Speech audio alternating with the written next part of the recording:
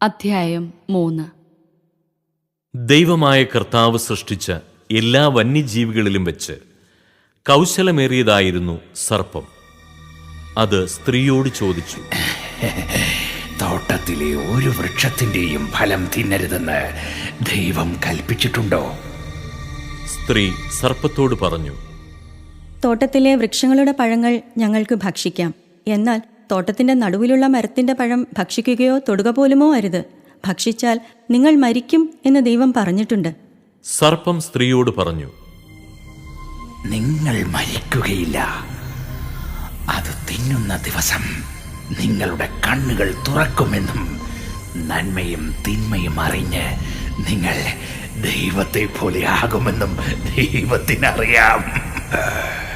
ആ വൃക്ഷത്തിന്റെ പഴം ആസ്വാദ്യവും കണ്ണിന് കൗതുകകരവും അറിവേകാൻ കഴിയുമെന്നതിനാൽ അഭികാമ്യവുമാണെന്ന് കണ്ട് അവൾ അത് പറിച്ചു തിന്നു.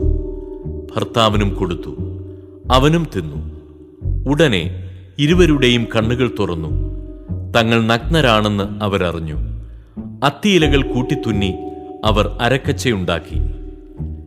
വെയിലാറിയപ്പോൾ ദൈവമായ കർത്താവ് തോട്ടത്തിൽ ഉലാത്തുന്നതിന്റെ ശബ്ദം അവർ കേട്ടു. പുരുഷനും ഭാര്യയും അവിടുത്തെ മുമ്പിൽ നിന്ന് മാറി തോട്ടത്തിലെ മരങ്ങൾക്കിടയിൽ ഒളിച്ചു. അവിടുന്ന് പുരുഷനെ വിളിച്ചു ചോദിച്ചു, നീ എവിടെയാണ്? അവൻ മറുപടി പറഞ്ഞു, തോട്ടത്തിൽ അവിടുത്തെ ശബ്ദം ഞാൻ കേട്ടു. ഞാൻ നഗ്നനായതുകൊണ്ട് ഭയന്നൊളിച്ചതാണ്. അവിടുന്ന് ചോദിച്ചു, നീ നഗ്നനാണെന്ന് നിന്നോട് ആര് പറഞ്ഞു? തിന്നരുതെന്ന് ഞാൻ കൽപ്പിച്ച വൃക്ഷത്തിന്റെ പഴം നീ തിന്നോ? അവൻ പറഞ്ഞു, അങ്ങ് എനിക്ക് കൂട്ടിന് തന്ന സ്ത്രീ ആ മരത്തിന്റെ പഴം എനിക്ക് തന്നു. ഞാനത് തിന്നു.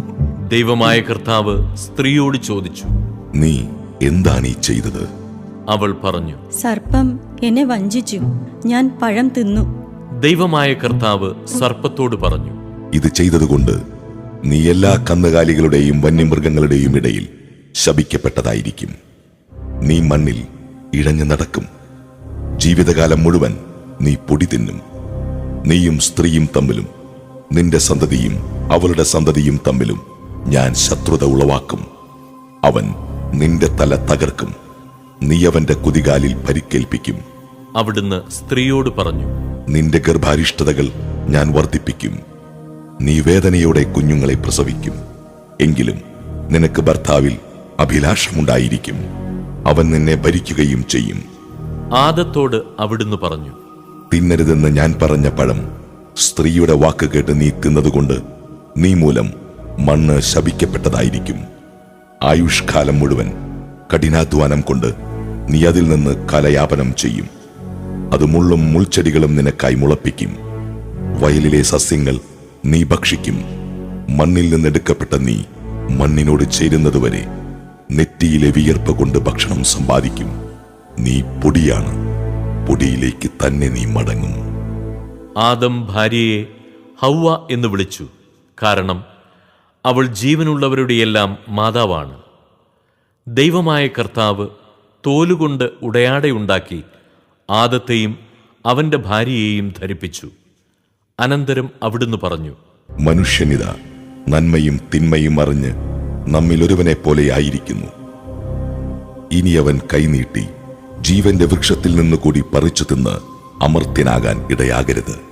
കർത്താവ് അവരെ ഏദൻ തോട്ടത്തിൽ നിന്ന് പുറത്താക്കി മണ്ണിൽ നിന്നെടുത്ത മനുഷ്യനെ മണ്ണിനോട് മല്ലിടാൻ വിട്ടു.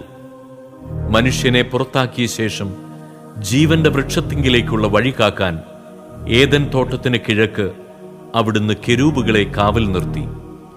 എല്ലാ വശത്തേക്കും കറങ്ങുന്നതും തീ ജ്വലിക്കുന്നതുമായ ഒരു വാളും അവിടുന്ന് സ്ഥാപിച്ചു.